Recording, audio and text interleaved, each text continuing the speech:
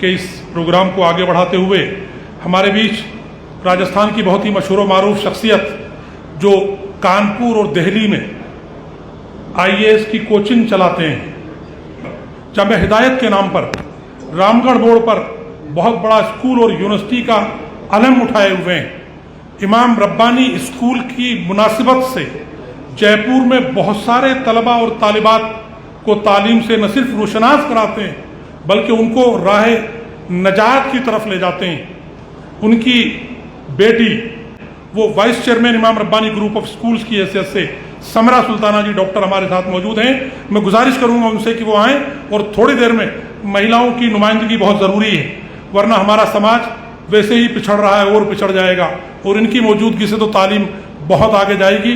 आइए मैं गुजारिश कर रहा हूँ डॉक्टर समरा सुल्ताना से, जो मोहतरम शाह फजल रहीम साहब की बेटी तशरीफ़ लाएँ और सामीन को खिताब फरमाएँ। मोहतरमा समरा सुल्ताना साहिबा। कवी हैकल जिस्म, चौड़ी पेशानी, जिस पर फिक्र की लकीरें, दर्द में डूबी हुई आँखें, शेर की तरह दहाना, शानदार और सफ़ेद दाढ़ी। जब वो चलते थे तो लगता था कि कोई जहाज़ हरकत कर रहा है। सर सैयद अहमद ख़ान, तेरे एहसान रह रह के याद आएंगे हमको, तेरे एहसान रह रह के याद आएंगे हमको, करेंगे ज़िक्र हर महफिल में और दोहराएंगे उनको। अस्सलामु अलैकुम एंड हेलो एवरीवन। सबसे पहले हम बहुत शुक्रगुज़ार हैं आज़म बेग साहब के कि उन्होंने हमें आप सब से ख़िताब करने का मौका दिया। Respected chief guest and honourable guest, सबसे पहले हम ये कहना चाहते हैं कि सर सैयद अहमद ख़ान 19वीं सदी की ताबिंदा और मुतहर्रिक शख्सियात में से थे। दरअसल वो नए हिंदुस्तान के पहले मुसलमान थे जिन्होंने मुस्तक़बिल में पेश आने वाले उन मकामात को देख लिया था जो कि हमारी कौम के लिए बहुत ज़रूरी थे। इसलिए नए दौर के ताल्लुक़ से उन्होंने अपनी पूरी ज़िंदगी को वक्फ़ कर दिया था। 1857 के गदर के बाद सर सैयद अहमद ख़ान ने लोगों में तालीम आम करने, रस्म व रिवाज को दूर करने और तहज़ीब व शाइस्तगी फैलाने का बीड़ा उठा लिया था।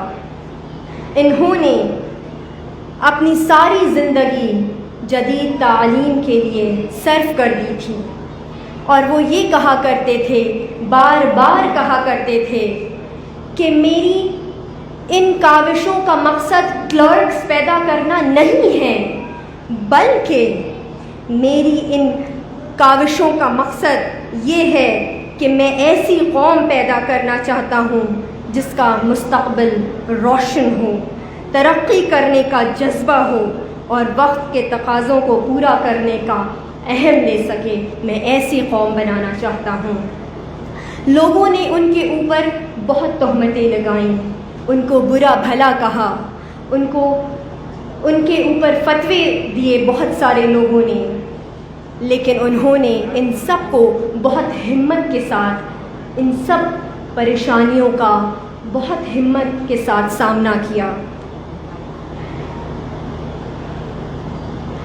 सर सैयद अहमद ख़ान के लिए हम ये कह सकते हैं, न हम सफ़र न किसी हम नशी से निकलेगा, न हम सफ़र न किसी हम नशी से निकलेगा, हमारे पाँव का कांटा हम ही से निकलेगा। 1869 में उन्होंने इंग्लैंड का दौरा किया और इंग्लैंड का दौरा करने के उनके दो मकसद थे। पहला मकसद ये था कि वो हायर एजुकेशनल इंस्टीट्यूशन विज़िट करना चाहते थे, specially Oxford and Cambridge university, ताकि वो उनका तालीमी निज़ाम ख़ुद देख सकें और वो तालीमी निज़ाम वो हिंदुस्तान में नाफिज कर सकें। और दूसरा मकसद जो था उनका वो ये था कि विलियम मेयर जो कि उस वक्त के इंग्लैंड के लेफ्टिनेंट गवर्नर थे, उन्होंने एक किताब लिखी थी लाइफ ऑफ मुहम्मद सल्लल्लाहु अलैहि वसल्लम। اس کتاب میں ہمارے پروفٹ کے لیے بہت سارے ایسے فیکٹس اس میں تھے جو کہ مناسب نہیں تھے، غلط تھے. تو اگر ہم آج کی مناسبت سے دیکھیں تو اگر کوئی ہمارے نبی کے بارے میں کچھ غلط الفاظ کہتا ہے تو ہم لوگ جذباتی ہو جاتے ہیں، ہیٹ سپیچز دینے لگتے ہیں، پتلے جلانے لگتے ہیں.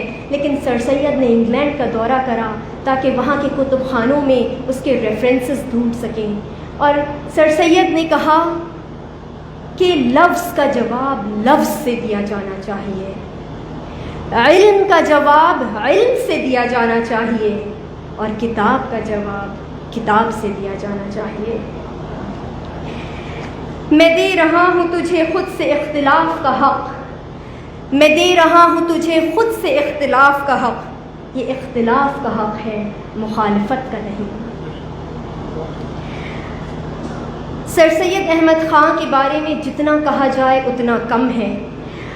وہ ہماری قوم کی تعلیمی بیداری کے لیے اور ہائر ایجوکیشن کے لیے اتنے فکر مند تھے کہ جب انہوں نے سائنٹیفک سوسائٹی کو بنایا، اس کا ایک پروگرام بنارس میں تھا.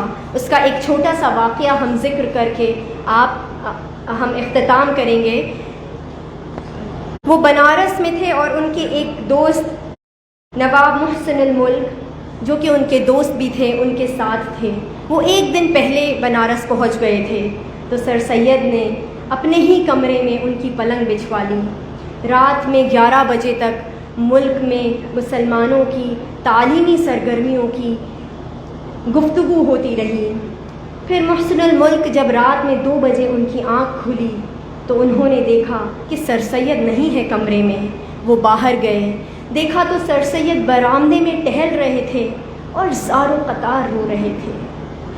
یہ فکر تھی کہ وہ دن کے وقت اپنی امت کے لیے، اس قوم کے لیے وہ فکر کرتے تھے کہ تعلیم میں کیسے ہم ہماری اس قوم کو آگے بڑھا سکتے ہیں، اور رات میں اللہ کے سامنے گڑ گڑایا کرتے تھے، رویا کرتے تھے. ترے دامن پہ شیخ ہمارے نہ جائیے، ترے دامن پہ شیخ ہمارے نہ جائیے، دامن نچوڑ دیں تو فرشتے وضو کریں. جزاک اللہ خیر. Thank you.